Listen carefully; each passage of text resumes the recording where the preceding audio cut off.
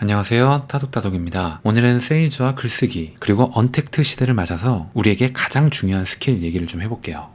사람의 마음을 얻기 위해서는 여러 가지 방법이 있겠지만 그 중에 글쓰기가 좀 중요하다고 생각을 합니다. 지하철 얘기를 한번 해볼게요. 사람들을 유심히 한번 보시면 전화 통화를 하는 사람이 많은지 아니면 카톡이나 문자를 하는 사람이 많은지 이렇게 살펴보면 아마 후자가 압도적으로 많을 거예요. 이렇게 문자로 의사소통하는 거는 이제 세대 그리고 나이를 불문하는 현상입니다. 주된 커뮤니케이션 수단이 말에서 글로 넘어간 거죠. 말보다 글의 시대, 가장 중요한 스킬 중 하나가 바로 글쓰기라는 겁니다. 특히 세일즈 분야에서는 어떻게 글을 쓰느냐, 이것이 바로 세일즈 성과에 결정적인 영향을 미치기도 합니다. 우리가 하고 있는 일을 한번 살펴보면 세일즈가 아닌 일이 없어요. 이번에는 기억이 잘 되는 글의 6가지 특징 중에서 제가 마음에 쏙 들었던 내용을 한번 발췌해서 말씀을 드릴게요. 세일즈에 도움이 되는 뇌의 작동 원리를 먼저 알아보면 되게 좋은데, 첫 번째는 망각이 기본이라는 겁니다. 그러니까 우리는 그냥 기본적으로 잘 잊어버려요. 잠재 고객이 상품에 집중하고 흥미를 느껴 구매하고 이런 욕구가 생겼다고 할지라도 그 상품을 기억하지 못한다면 구매 행동으로는 이어지지 않는다는 겁니다.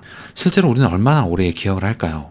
이에 대해서 가장 유명한 연구가 있는데 에빙하우스의 망각 곡선이라는 겁니다.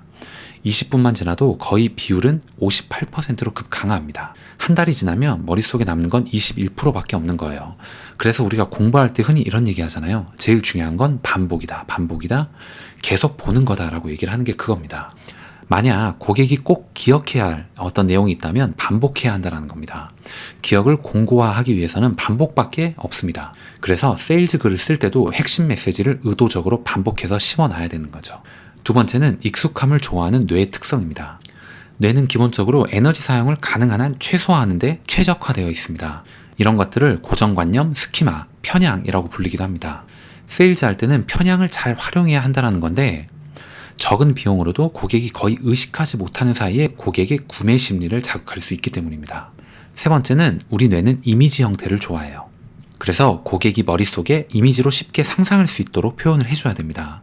예를 들면 이 제품은 관절염에 좋습니다. 이렇게 제품을 소개하지 말라는 겁니다. 그것보다는 이 제품을 드시면 손자와 손잡고 뒷산을 웃으며 올라갈 수 있습니다. 이렇게 표현하는 것이 이미지 형성에 효과적이죠. 이렇게 정리를 해보면 기억이 잘 되는 글은 다음 6가지의 특징을 가지고 있습니다. 첫 번째는 주의 집중이 잘 된다. 두 번째는 문장이 짧고 간결하다. 세 번째는 이미지로 떠올리기 쉽다. 네 번째는 내용이 이해하기 쉽다. 다섯 번째는 생각하게 만든다. 여섯 번째는 감정과 결합시킨다. 이번에는 주의 집중하는 기술에 대해서 얘기를 해볼게요. 이거는 고객한테 의미 있거나 새롭거나 하면 됩니다. 아마 많은 분들이 유사한 경험이 있을 겁니다. 꼭 공원이 아니더라도 소음이 많은 시끄러운 공간, 그리고 파티 같은 데 가면 너무 시끄럽잖아요. 근데 문득 주변에서 내 이름이 들려요. 이걸 바로 칵테일 파티 효과라고 합니다. 여러분들이 글을 쓸 때는 여러분들 앞에 고객이 있다라고 상상을 한번 해보십시오. 그리고 문장이나 단락이 끝날 때마다 고객이 그래서 그게 나한테 어떤 의미가 있는데요? 라고 묻는 모습을 상상해 보라는 겁니다. 그렇게 셀프로 점검해 보면 글쓰기가 조금 더 좋아진다는 거죠. 고객의 입장에서 한번 답해보면 됩니다. 예를 들면 이런 거예요. 요즘 고객이 가장 두렵게 생각하는 건 뭐지? 고객이 불필요하게 시간과 자원을 소모하게 만드는 건 뭐지? 그러면 내가 어떤 편리함을 제공해 줄 수 있는 거지? 고객들이 그러면 내가 팔려고 하는 물건과 가장 비슷한 걸 살 때 어떤 거를 가장 신경 써서 보고 있지? 이런 겁니다. 이번에는 글을 쓸 때 짧으면 짧을수록 좋다라는 부분 얘기를 해볼게요. 기억하기에 좋다라는 겁니다. 우리 뇌는 외부에서 들어온 모든 정보를 처리하지 못해요. 그래서 우리는 어떻게 해야 되냐면 기억의 매직 넘버 7으로 알려진 거를 한번 활용해보면 좋습니다. 이 매직 넘버 7이란 건 뭐냐면 프리스턴대의 조지 밀러 교수의 연구에 의해서 발명이 된 겁니다. 사람들이 단기간에 기억할 수 있는 정보의 개수는 과연 몇 개일까? 라고 했을 때 7개에서 플러스 마이너스 2개라는 겁니다. 그리고 짧게 쓰는 것도 좋지만 무조건 쉽게 중학생도 이해할 수 있는 수준으로 글을 쓰는 것도 중요하다는 얘기를 해볼게요. 그렇게 하기 위해서는 3가지 내용에만 유의하시면 됩니다. 첫 번째는 어려운 전문 용어를 사용하지 않는 겁니다. 두 번째는 주어와 서술어 일치시키기입니다. 간혹 문장이 아주 길어지다 보면 주어와 서술어가 일치하지 않는 경우가 있어요. 이거는 문장을 짧게 끊어서 쓰는 버릇을 하다 보면 자연스럽게 없어집니다. 세 번째는 이중부정문은 긍정문으로 표현하는 이런 겁니다. 예를 들면 이런 거예요. 오늘까지 연락 주지 않으면 구매하실 수 없습니다. 이 문장은 이렇게 바꾸면 좋아요. 오늘까지 연락 주셔야 합니다. 두 번째 예시는 귀사의 가장 중요한 판단 기준은 품질이 아니라고 말하지 못하실 겁니다. 좀 뭔가 들어도 어려우시죠? 이거는 이렇게 바꿔야 좋습니다. 귀사의 가장 중요한 판단 기준은 품질입니다. 라고 끝내라는 겁니다. 이번에는 심리 법칙에 대해서 한번 글쓰기랑 연결해가지고 한번 얘기를 해볼게요. 첫 번째는 확증 편향입니다. 심리학이 재밌는 게 지금은 글쓰기 때문에 말씀을 드리고 있지만 이게 꼭 글쓰기뿐만이 아니고요. 살아가는데 도움이 많이 될 겁니다, 아마. 이 확증 편향이란 거는 사람은 보고 싶은 것만 보고 듣고 싶은 것만 듣는다라는 거예요. 생존에는 중요한 원칙이 하나 있습니다. 에너지 효율성이라고 하는데 자신의 에너지를 효율성 없이 낭비한 생물들은 하나같이 모두 진화 과정에서 자연스럽게 도태되고 제거됩니다. 인간도 이 원칙에서 자유로울 수는 없어요.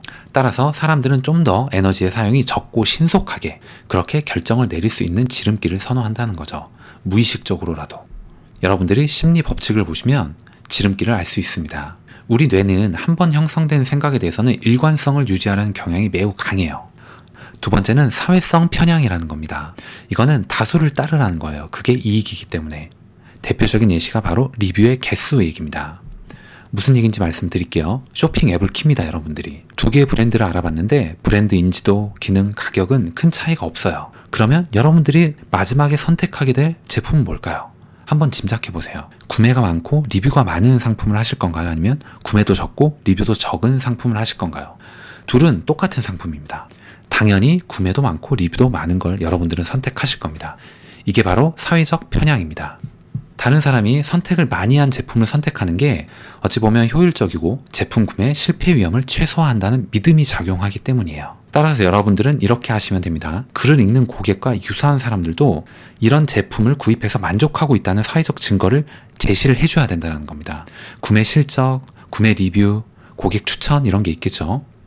여러분들이 쇼핑몰 사이트나 스마트 스토어 같은 데 들어가시면 많이 본 문구가 있을 거예요. 예를 들면 이런 겁니다.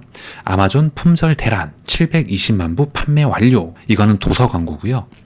누적 75만 대 판매 LG 에어프라이어. 이거는 가전제품 광고입니다. 서울대 5명, 고려대 12명, 연세대 15명 합격. 이거는 입시학원이겠죠. 뭔가 이렇게 듣는 것만으로도 우리는 마음이 흔들린다는 겁니다. 그래서 여러분들이 어떤 글을 쓸 때는 이런 요청도 할 줄 알아야 돼요. 혹은 세일즈를 할 때도 이런 요청은 할 줄 알아야 됩니다. 저희 제품을 이용해 주셔서 감사합니다. 다른 고객님을 위해서 한 줄 추천글을 부탁드립니다. 딱 한 줄이면 충분합니다. 댓글을 남겨주신 분들께 추첨을 통해서 경품을 드리겠습니다. 이런 거죠. 세 번째는 희소성 편향 얘기를 해볼게요.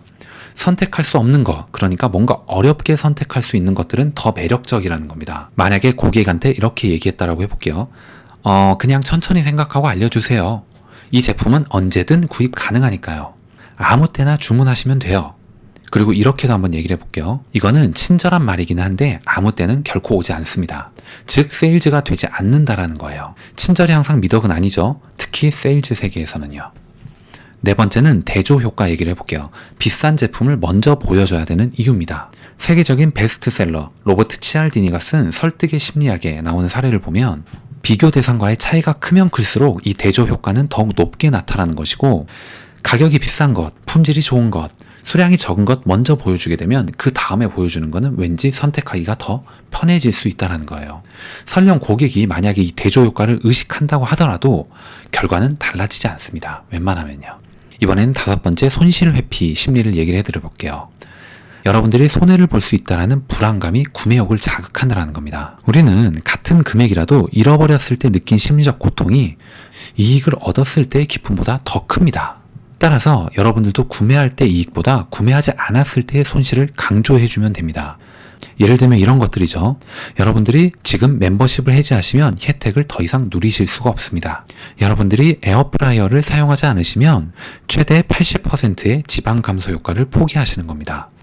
여러분들이 만약 건강검진을 받지 않으시면 나중에 수십 배나 많은 비용을 부담하실 수가 있습니다. 그리고 추가적으로 팁을 말씀드리면 구매로 발생하는 이익 부분은 여러 개로 나눠서 표현하는 게 좋습니다. 그리고 손실은 하나로 퉁쳐서 표현하는 게 좋아요. 예를 들면 이런 겁니다. 겨울맞이 고객 감사 이벤트로 20% 할인된 가격에 제공하고 있습니다. 라기보다는 겨울맞이 고객 감사 이벤트로 시즌 할인 10%, 멤버십 할인 5%, 특별 할인 5%를 합쳐서 총 20%를 할인하고 있습니다. 뭔가 좀 풍성해 보이지 않나요? 그리고 손실은 이렇게 그냥 합쳐서 퉁쳐버리는 겁니다. 여러분들이 햄버거 가게에 갔다라고 생각을 해볼게요. 불고기 버거 세트는 5,000원입니다. 여기에는 불고기 버거, 감자튀김, 탄산음료가 포함되어 있습니다 라고 해버리면 되는 거예요. 굳이 불고기 버거는 4,200원, 감자튀김은 800원, 탄산음료는 1,200원입니다. 이렇게 할 필요가 없는 거예요. 오늘 이야기는 여기까지 하겠습니다. 오늘 여러분들과 글쓰기와 심리학, 그리고 사람들의 마음을 움직이는 좋은 글의 특징에 대해서 말씀을 좀 드려봤습니다. 사람의 심리를 알면 여러분들도 대응하기가 훨씬 좋다라는 거죠. 지피지기면 백전백승이라고 했죠.